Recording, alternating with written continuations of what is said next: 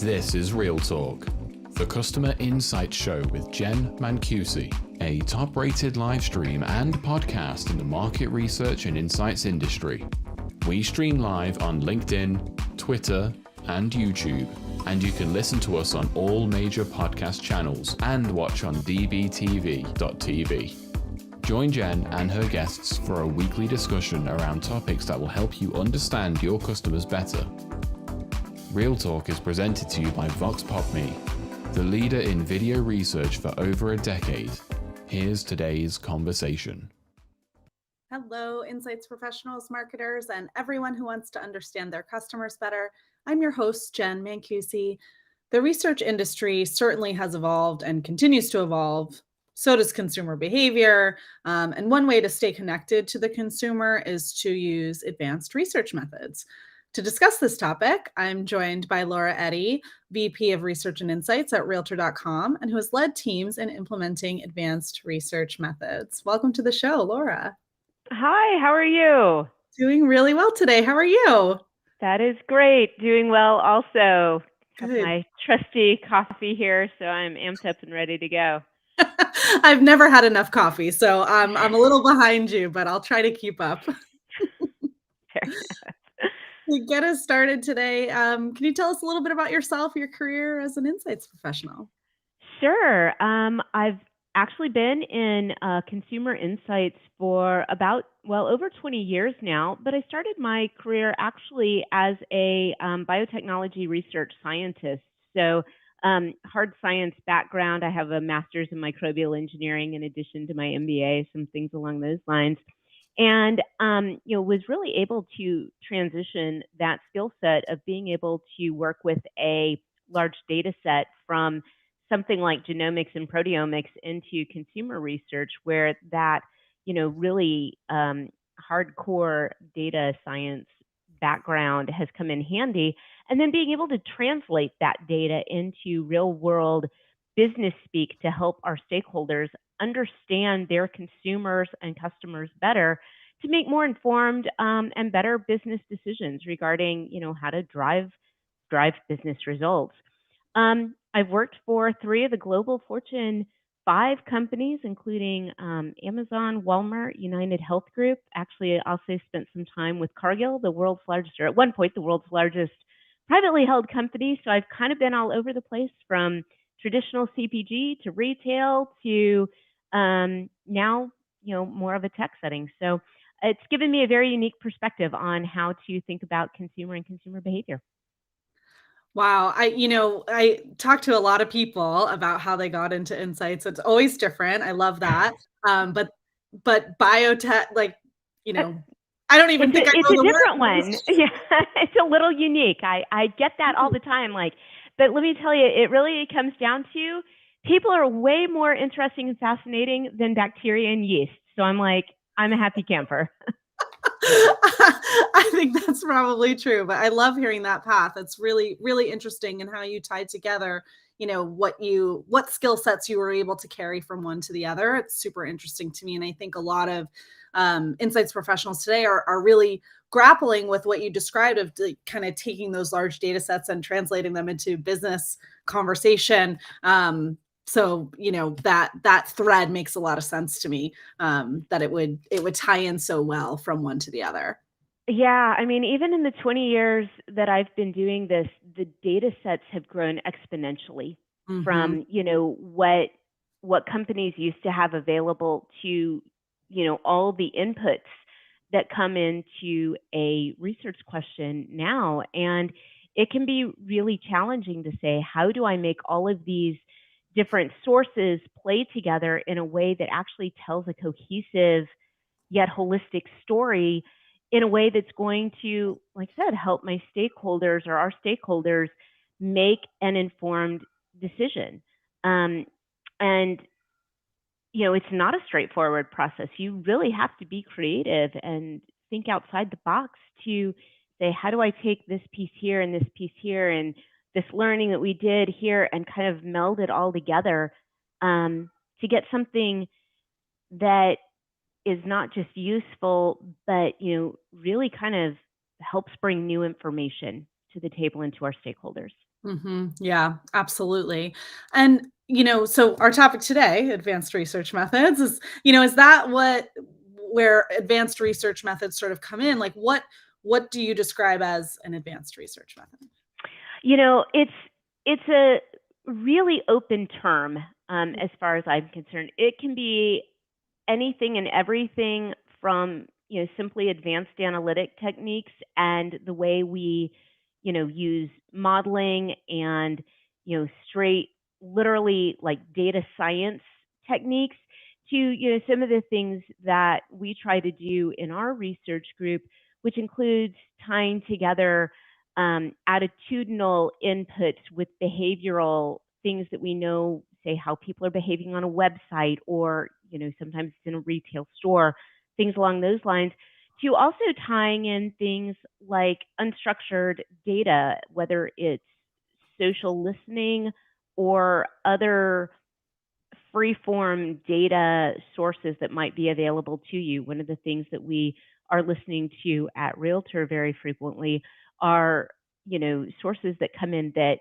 comments that consumers are organically pushing to us or volunteering to us, whether it's again through maybe a social media channel or a call center, or even feedback that we're hearing from real estate agents somewhat anecdotally. Like, how do we tie all these pieces together? And they're very disparate, kinds of sources, attitudinal, and being able to tie that to a specific, consumer, and knowing their, potentially their behavioral tendencies on a website or something, and then even potentially tying that to, hey, there was a dissatisfactory experience, and they let us know through, a call to a call center or something along those lines. Trying to kind of thread all those together is becoming a little bit of an art form, but it doesn't have to be that advanced. Like I said, it can be as straightforward as we're working on, new modeling techniques are coming out all the time. And as a researcher, you have to be able to, kind of stay up to speed on what all that is, but also to be able to work with your other research partners, whether it's a data science team, an econ research team, hardcore analytics in terms of, maybe like clickstream data, and being able to marshal all those resources and bring them together into one story. So I don't mean to dodge your question, but it's like a little bit of kind of what does it mean to you in your org? Because it can cover a lot of ground. For sure. Yeah. It's, the methodology could be advanced, or like you said, the analytics, the data science. I'm curious what your thoughts are, or if you've had any experience yet with any of the sort of AI chat analytics that have come about. I mean, really hot topic in the industry right now of being able to ask a natural Absolutely. language question to a data set and come up with an answer. I'm curious what your thoughts are on that. I am going to punt a little bit and say we are looking at it, but still evaluating. Mhm. I work very closely with some of the other, like I said, research functions in our organization who are really digging into that a little more directly and trying to see, like, stress test it. Does this really work the way we think or want it to? But, to be very honest, AI has been used in research, text analytics. Those things aren't necessarily new. It's the fact that we have really figured out how to, and I say we as in the royal we, I certainly am not doing this, but there are much smarter people than I doing this, really refining the process and getting better all the time. And I think that's kind of the threshold that we're at right now is, there have been algorithms trying to look at especially unstructured data sets for quite some time to say, how do we distill this into something that is a little bit more usable, things like that. But now these AI resources have gotten so much, I'm going to say smarter in kind of, quotes here, but really more useful in that they can take in different types of data and integrate them into, in together. And I think that's what we're going to really start to see coming into play. And I don't know if we're quite there yet, but I know my team or our organization is certainly trying to see how we can leverage, this new capability, this new refinement, in a way that we can really get consumer learnings out of it. Yeah, I think that's common across so many in the industry. It's like, "Oh, this is interesting. We need to be paying attention to it and experimenting with it, um, Yeah. see what we can And come up with." not to sound jaded, but I think there's also potentially a little bit of hesitancy with some of this because, there have been a lot of attempts at using AI for a number of years. And I know I get vendors come to me with, "Oh my gosh, we've got this AI technology that does XYZ." And I think there's a knowledge of what this resource could be. But in some cases, sometimes it feels like maybe the promise has been maybe a little bit ahead of the actual ability to deliver. And so, I think people really want to sit and think about, what does this really mean? Is it going to give us true results that we really can trust? And I think that's one of the things that there's going to have to just be a little bit of it's going to be that adoption curve. It'll hit that inflection point and it'll take off. I Yeah. think we're still trying to figure out if we're there yet. Yeah, I think you're so right. And there has been a bit of an element of AI being a buzzword, right? So it's tough to Sure. distinguish between true AI that is Hype. gonna provide value and something that's hype. Exactly. So, Exactly.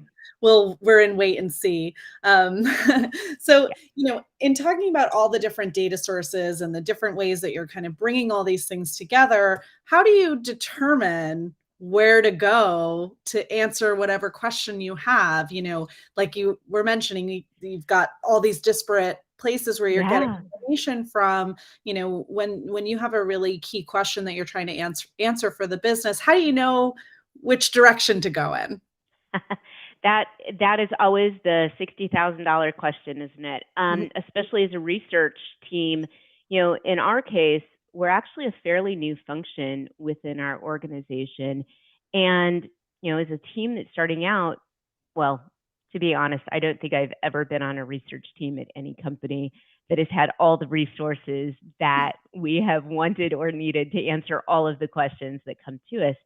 So, you really have to be on top of prioritization of the question, what is the impact of you know the result that you're going to get, what is the decision being made, so on and so forth. And that's really one thing that I work with my team to try to make sure that we've assessed up front, before we dig into how do we answer this question. One of the things when I was at Amazon that we used to always talk about, and I believe they still do, is really this idea of a two-way door. If it's a two-way door, something that if you make a decision, you go forward and it doesn't work out, you can back out of without really hampering the consumer experience or negatively affecting the business, you need a much lower sense of fidelity in how you answer that question. You can answer it with maybe say a 80% confidence level, as opposed to if it's something that is a one-way door, i.e., you can't back out of it easily, or it's going to be really disruptive if you set something up and then decide it doesn't work, something along those lines. That's something where you really want to take that time and say, let's make sure we are looking at this, in not just a qualitative way, but that we're fully quantifying, this information, and we have a high confidence level in terms of how we've stat tested and things along those lines. So I try to make sure that we work with our stakeholders when they do come to us with a question to say, really, what's the decision being made? What's the impact of this? Do you need this I can make a decision if I have 80% of the picture, or I really need to be sure of what's going on before we move forward. And so I think that's actually a really key key piece of how you answer a research question and what sort of data source you might use. If it's something scrappy, can you go in and run a quick survey in an omnibus or an online research community, or do you really need to do an in-depth, quantitative ANU with a sample size of 15,000 people, Mm. whatever it is, to answer something? And so, really that's the first that's our first kind of, I'll call it, stage gate when we think about, deciding what sort of source and what sort of approach we're going to take to answering a question. Yeah, that makes a lot of sense. It depends on how confident you need to be in that decision or if a decision's even being made off that piece of research, right? Right. Oh, I can't tell you the number of times, I get, and I'm going to throw our C-suite under the bus, but, an executive, hey, it'd be really interesting to know. And I'm like, yes, it would be interesting to know. What would you like us to take off the plate, in order to answer this? And in some cases, you might not have to make that call quite as black and white. There's a whole source of things that I think as researchers sometimes can be overlooked in did we mine work that's been done in the past? Or quite frankly, what's out there in the secondary work? You've got all kinds of sources that can help you answer things where you don't need to reinvent the wheel, whether it's leveraging, something like a Statista or census metrics, you know, um, Harris polls, all kinds of things along those lines. And I think, sometimes as researchers, we want to be like, but we need to have run it, to have vetted it, and things like that. And in some cases, no, that secondary information is perfectly good, for the level of fidelity that you need or your stakeholder needs to answer that question. And we've got to be open-minded about what we use in order to get the most work done for our respective businesses. Yeah, for sure. And the point you made too about mining what you already have. I mean, so Mhm. many teams are repeating the same research over and over, if it's not easily accessible, right? It Or is it is easy. a very, very real challenge, Mhm. and that's actually one of the things I grapple with the most is knowledge management. How do Mm. we exactly what you said, how do we know what's already been done and get our hands on it? Um, Yeah. I can't tell you the number of studies I've lost because, a researcher has moved on and hadn't had, the work that they had done in a team drive or, something along those lines. And when the laptop, Yeah. it's so frustrating.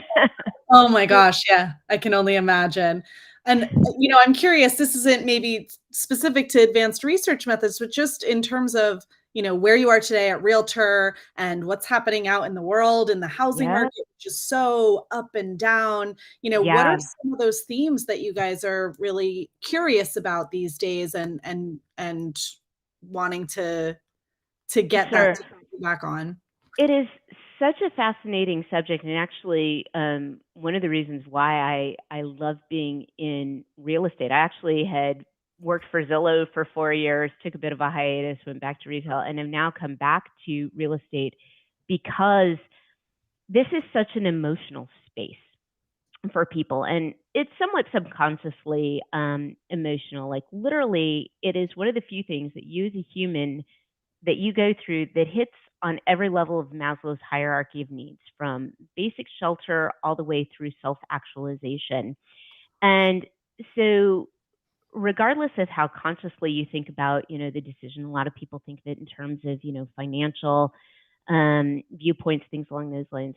But subconsciously, this is hugely emotional space for most folks. And you add on top of this, for most people, especially if they're buying or selling, it does tend to be one of the largest financial transactions they've made to this point in their life. So, the human brain has actually evolved to, when you're making a decision that has such a huge outlay of resources, like pain receptors start firing in your brain to be like, caution. Mhm. And then additionally, you've got this component of, for most folks, you're only going through a transaction like this, assuming buy sell, renting, you're going through much more often. But if you're buying, selling, on average, it's only about once every 7 to 13 years, depending on your life stage. And so all these things are working together in your brain to make a consumer, like you and me, feel like, oh my gosh, I don't know what I'm doing here. There's a lot riding on this if I make the wrong decision. And now in this current market, there's been all this overlay of uncertainty of what is going on. One of the interesting things to keep in mind is that, the last generation that saw mortgage rates north of 6% was Gen X. So, millennials, the up and coming Gen Zers, those groups have never been in an environment like this. And it looks incredibly scary. And so, what some of the things that we're seeing are people being very cautious, much more than even, prior generations had been, in some of these states. They're going through the process of buying and selling in a more drawn out process. They might sell a house and actually end up in a situation where they're in kind of an interim housing situation. During the pandemic, people might have been like, hey, I'm going to go Airbnb on the beach in Costa Rica for a few months, because I can. And then they find themselves coming back to the market and it's an entirely different playing field. It's like, oh my gosh, now I can't find something that I can afford to buy. And I'm in this weird hiatus, no man's land, and I'm not quite sure what to do. And so, this uncertainty is really affecting not just how people are making that transition of buying or selling, but also, the emotional highs and lows and that they're dealing with some of these things. There are some very well-known studies that Zillow's put out, talking about the negative emotions. Last summer there was a press release that they did talking about 50% of people crying during the real estate transition process. And, what we're seeing from the realtor side is that anxiety is still very high. In fact, it's getting amped up. And, what our business is trying to figure out is like, how do we help take some of that anxiety out? How do we help real estate agents, convey empathy, this idea of we're in this with you, this sucks, but we can get through it, as a team.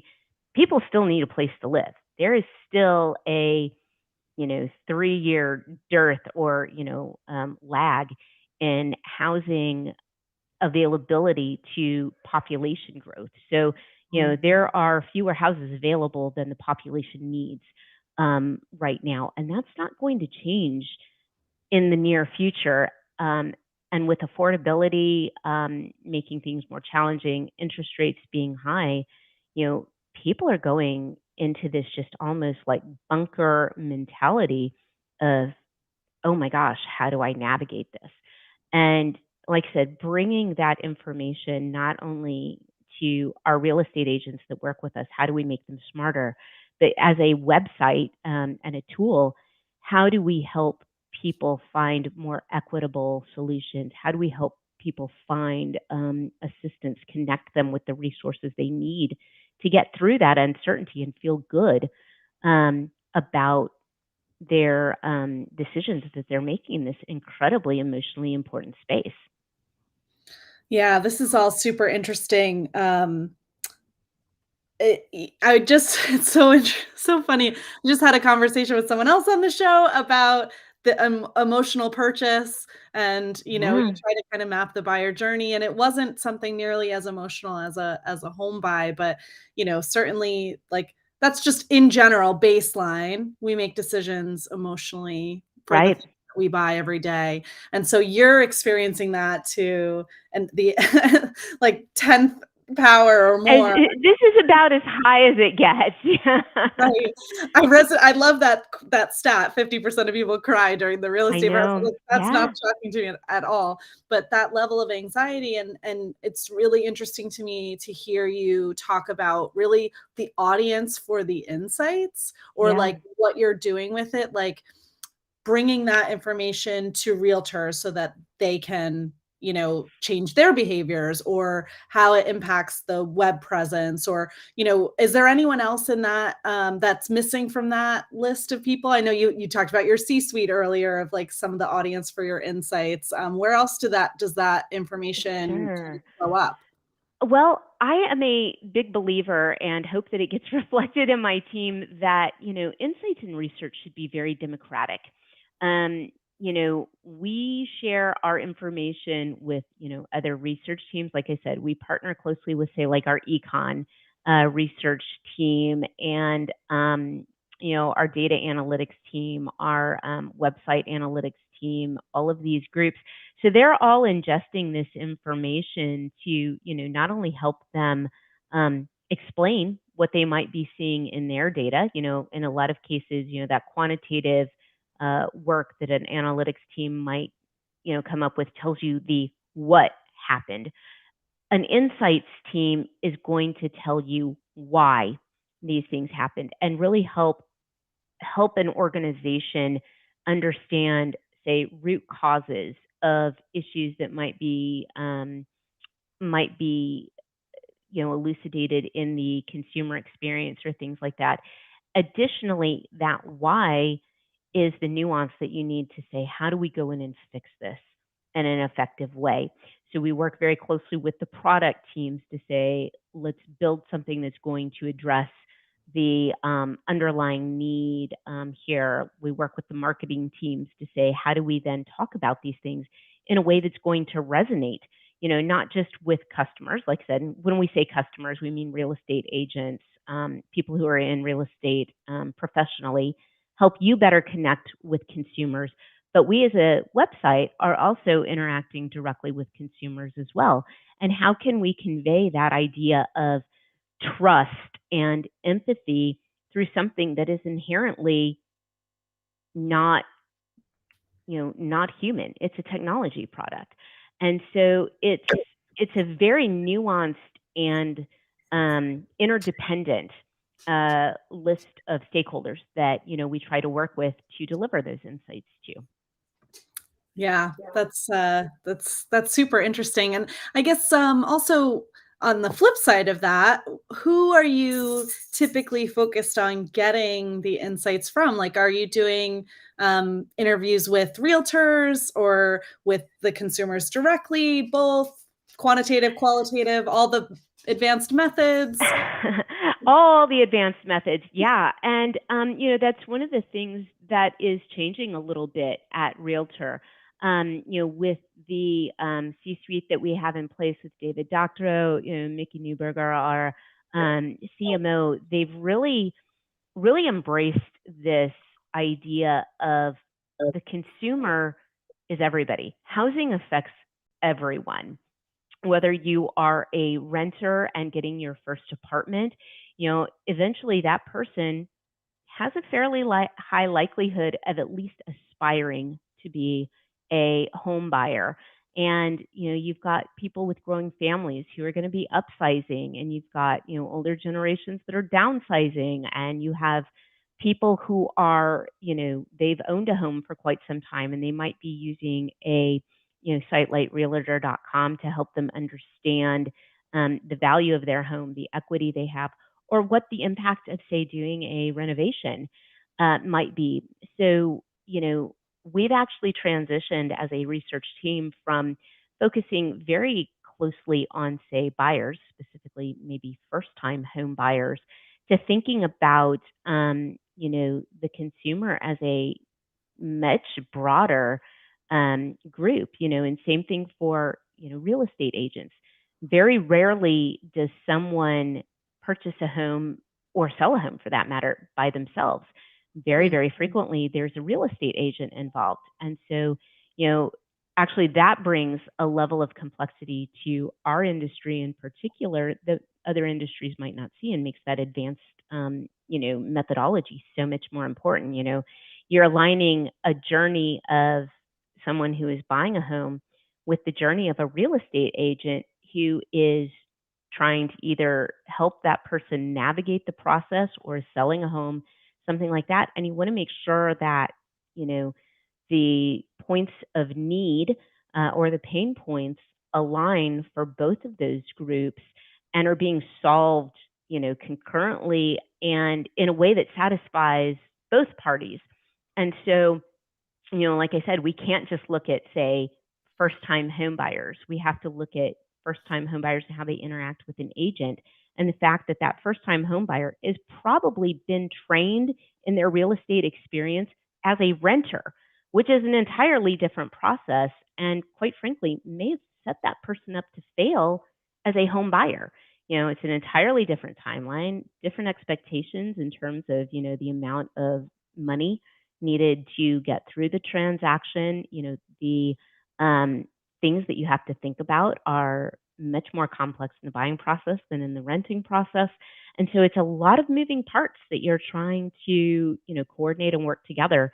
So we try to make it a point to think about now real estate as an ecosystem as opposed to I'm talking to you as a real estate agent or as a, first time home buyer or as someone who is, downsizing into a, senior community or something like that. And so it really has broadened, I think, the way that the organization as a whole is thinking about consumers, how they're building product and how they're messaging to people in this space.